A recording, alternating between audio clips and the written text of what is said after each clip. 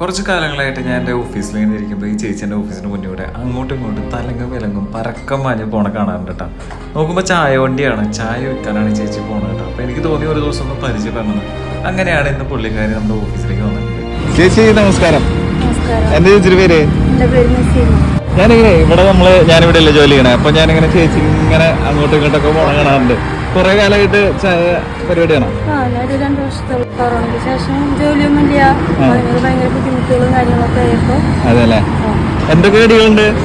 പിന്നോട, പെറ്റുവട, puffs, role, cutlet. ചായയും പിന്നെ കാപ്പി ഉണ്ടോ? ചായയും കാപ്പിയും കടികളും. ഒരു ചായ തരുമോ? തരാലോ. കടികളൊക്കെ ചേച്ചി ഉണ്ടാക്കണാണോ? ഇല്ല, നമ്മള് പുറത്തുനിന്ന് മേടിച്ച് ഉച്ചയ്ക്ക് ശേഷം ഞങ്ങൾ വീട്ടിലുണ്ടാക്കും.